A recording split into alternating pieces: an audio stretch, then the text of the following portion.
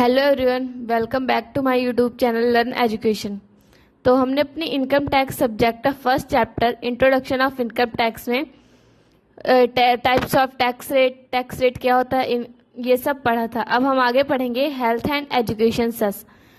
देखते हैं health and education cess. मैंने पहले भी बताया था क्या होता है कि जो वेलफेयर ऑर्गेनाइजेशन होती है उनको जो है पैसों की ज़रूरत होती है सोसाइटी में एजुकेशन प्रोवाइड करना या हेल्थ के लिए हॉस्पिटल्स खोलने, इन सब की ज़रूरत होती है। तो इनके पास पैसे कहाँ से आएंगे? ये गवर्नमेंट के पास पैसे मांगते हैं। तो गवर्नमेंट कहाँ से पैसे इकट्ठा करती है? इनकम टैक्स से, जो कि किसको दिया जाता है? वेलफेयर सोसाइटी को दिया जाता है, जो कि लोगों की हेल्प कर सके। तो हेल्थ एंड एजुकेशन सेस मतलब हेल्थ और एजुकेशन में अनडेवलप्ड कंट्री में वहाँ पे जो पैसा लगाया जाता है उसको कहते हैं हेल्थ एंड एजुकेशन सेस, जो कि किस में से कटता है? इनकम टैक्स में से, लोगों की सैलरी में से। अब देखते हैं कि health and education cess charge कैसे किया जाता है। Add health and education cess 4% on the amount of income and surcharge. तो हेल्थ एंड एजुकेशन चार्ज कितना होता है? 4%, जो कि फिक्स्ड होता है। किसी भी इनकम टैक्स पे, किसी भी इनकम पे जो है 4% हेल्थ एंड एजुकेशन सेस लगता है। जैसे कि in brief, income tax on total income at the prescribed rates.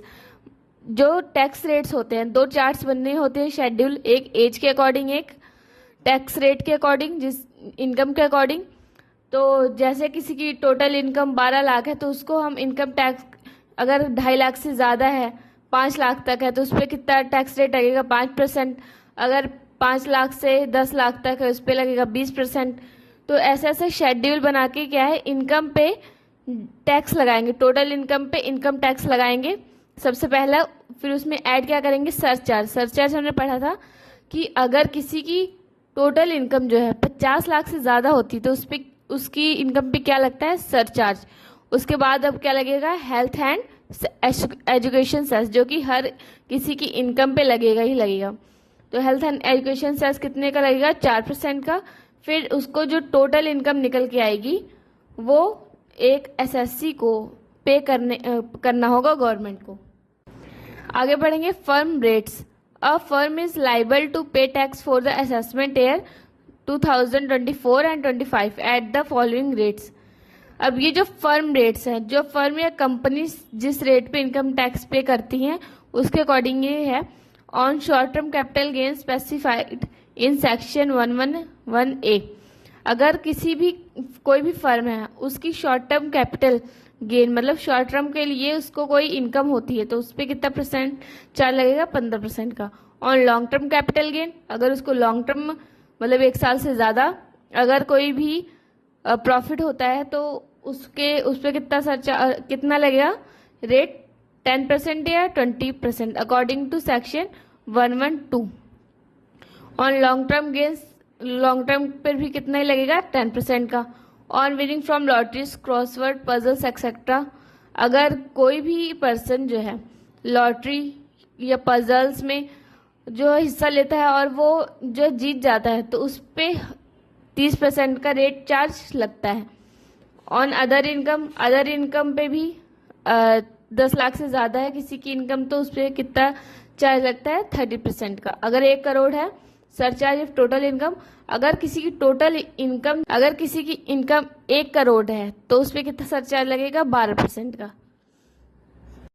आगे देखते हैं important definitions of income. Income क्या है? इनकम जो है, हमने इनकम टैक्स तो पढ़ लिया है, टैक्स क्या होता है ये हमने पढ़ लिया, पर टैक्स लगेगा किस पे? इनकम पे लगेगा। और ये किस में डिफाइन किया गया है? Section income tax act 1961 section 2 और 3 में इनकम जो है इनकम डिफाइन की गई, पर इसकी कोई प्रॉपर डेफिनेशन गिवन नहीं है। Income is one of the important term of the income tax act as income tax is charge on the income of a person. जो इनकम है किसी भी पर्सन की, उस पर टैक्स चार्ज होता है। तो वो इनकम मतलब किसी को सैलरी आ रही है या किसी ने कमीशन रिसीव्ड की है, कुछ भी रिसीव्ड की है जिससे उसको प्रॉफिट हो रहा है, इनकम हो रही, तो वो क्या होगी? इनकम होगी। जैसे कि फर्स्ट पॉइंट है under this section included income. ये जो नीचे दिए हुए हैं सेक्शंस, इसमें ये जो है इनकम माने जाएंगे। जैसे कि हमारे 5 हेड्स हैं, कौन कौन से? Capital gain, income from property, income from house property, income from salary, ये सब जो है हमारे 5 हेड्स हैं इनकम के। अगर इनमें से तो जनरेट हो रही है हमें इनकम, तो उस पर वो हमारी इनकम है। फर्स्ट है प्रॉफिट्स एंड गेन्स। अगर हमें कहीं से प्रॉफिट हो रहा है या गेन हो रहा है, गेन क्या होता है? हमें कोई भी प्रॉफिट जो है अचानक हो रहा है, जैसे हमें कोई लॉटरी लग गई तो ये हमारे लिए क्या होगा? गेन होगा। तो प्रॉफिट एंड गेन हो रहा है कहीं से, वो हमारे लिए क्या है? इनकम है। डिविडेंड, सेकंड है डिविडेंड। अगर हमने कोई शेयर खरीदे, डिबेंचर खरीदे हैं, अगर हमें उसे इंटरेस्ट मिल रहा है या डिविडेंड मिल रहा है, तो वो क्या है? हमारे लिए इनकम है। थर्ड पॉइंट है the value of any prescribed और profits in lieu of salary taxable under the head income from salary. ये हमारा हेड का ही पार्ट है। सेकंड हेड है इनकम फ्रॉम सैलरी। हमारी जो सैलरी है वो क्या है? हमारे लिए इनकम ही है। फोर्थ पॉइंट है any sum chargeable to income tax under the head of profit and gains of business और profit and gains of profession. ये भी क्या है? 5 हेड का ही पार्ट है, तो इसमें भी क्या है? ये भी हमारी इनकम है। इनकम हमारा कोई प्रोफेशन है, जैसे हम डॉक्टर, सीए वगैरह हैं, तो ये हमारा प्रोफेशन है। प्रोफेशन से क्या हुआ? हमें प्रॉफिट हो रहा है, सैलरी आ रही है, तो ये क्या हुआ? इनकम है हमारी। आगे पॉइंट है the profits and gains of any business और insurance carried on by mutual insurance company और बाय कॉर्पोरेटिव सोसाइटी। हम इंश्योरेंस करवाते हैं, इंश्योरेंस से क्या हमें बेनिफिट होता है? हमें जब ज़रूरत होती तो हम वो इंश्योरेंस का पैसा जो है यूज़ करके, अब इंश्योरेंस हम करवाते हैं तो उससे हमें जो बेनिफिट होता है वो भी क्या है? हमारे लिए इनकम है। जब हमें इकट्ठा पैसा मिलता है तो वो भी हमारे लिए क्या है? इनकम है। अगला पॉइंट है any winning from lotteries, crossword, puzzles, race including horse race, card games and other games. हम कोई लॉटरी जीतते हैं, क्रॉसवर्ड पजल्स में पार्टिसिपेट करके उसको अगर विनर बनते हैं तो उसमें जो है जो पैसा मिलता है तो वो क्या होगा? हमारे लिए इनकम हुई। Any sum received by the assessee from his employees as contribution to any provident fund और state insurance act as any other fund और the welfare of such employees. अगर कोई बिजनेसमैन है, उसने अपने एम्प्लॉयज के लिए जो है इंश्योरेंस करवा दी है। बहुत सारी कंपनी में होता है कि जो बिजनेसमैन है, ओनर है, वो अपने एम्प्लॉयज़ के लिए पहले ही क्या कर देता है? इंश्योरेंस खुलवा देता है। तो ये जब उनको इंश्योरेंस के पैसे मिलते हैं एम्प्लॉयज़ को, तो ये उनके वेलफेयर के लिए किया जाता है, पर ये उनके लिए क्या होगी? इनकम होगी। अगला पॉइंट है the profits and gains of any business of banking carried on by a corporative society with its members. जो बैंकिंग सेक्टर है, बैंकिंग कोऑपरेटिव सोसाइटी है, ये क्या भी लोगों से जो है पैसे लेती हैं, उनकी सेविंग्स करती है और सेविंग्स के बदले उनको क्या देती हैं? 2-3% का इंटरेस्ट जो है लोगों को देती है। तो ये भी लोगों के लिए क्या है? इनकम है, जो उनको इंटरेस्ट मिलता है बैंक से उन पैसे जमा रखने पर।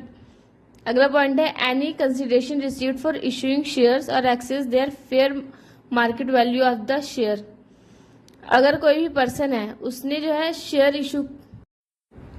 उसने शेयर खरीदवाने में किसी अदर पर्सन की हेल्प की है, तो उसको कुछ ना कुछ कंसिडरेशन रिसीव्ड होता है, तो ये भी उसके लिए क्या है? इनकम है। अगला पॉइंट है any sum of money received as an advance in the course of negotiations for the transfer of a capital asset and such negotiation fails the amount so forfeited. जैसे नेगोटिएबल इंस्ट्रूमेंट होता है, negotiable instrument एक document होता है।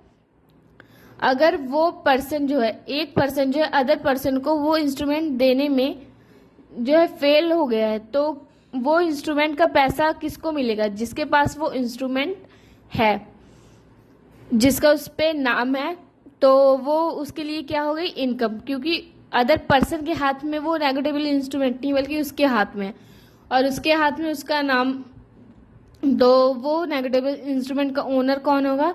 वो person. और जो उसको पैसे मिलेंगे उस इंस्ट्रूमेंट से, वो उसके लिए क्या होगी? इनकम होगी। आगे एनी सम ऑफ मनी और वैल्यू और property received without consideration for any person. कोई भी पर्सन है जिससे उसको प्रॉफिट हो रहा है, वो उसके लिए क्या होती है? इनकम होती है। The fair market value of inventory is the date on which it is converted into a treated as a capital asset. जो कैपिटल एसेट है वो भी क्या है, अगर हम उसे बेचेंगे बाद में तो उससे हमें इनकम जनरेट होगी, तो वो भी क्या है, पर्सन के लिए इनकम है। उसने शेयर खरीदवाने में किसी अदर पर्सन की हेल्प की है तो उसको कुछ ना कुछ कंसिडरेशन रिसीव्ड होता है, तो ये भी उसके लिए क्या है, इनकम है। अगला पॉइंट है any sum of money received as an advance in the course of negotiations for the transfer of a capital asset and such negotiation fails the amount so forfeited।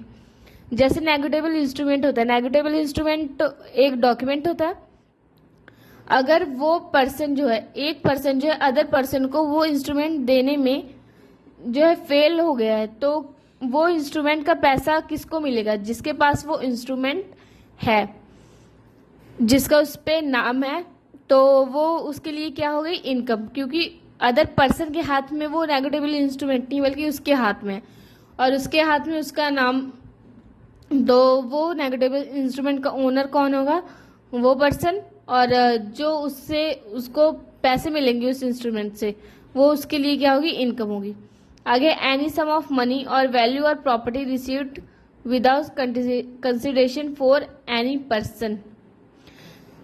कोई भी पर्सन है जिससे उसको profit हो रहा है, वो उसके लिए क्या होती है, इनकम होती है। The fair market value of inventory is the date on which it is converted into a treated as a capital asset. जो कैपिटल एसेट है वो भी क्या है, आगे gross total income. Gross total income क्या होती है, the aggregate of the income under the following heads is now as gross total income. ये जो हमारे 5 हेड्स हैं, आगे पढ़ेंगे total income. Total income means the amount left after making the deductions under section 80C to 80U from the gross total income. ये जो total income है, ये इनकम में कुछ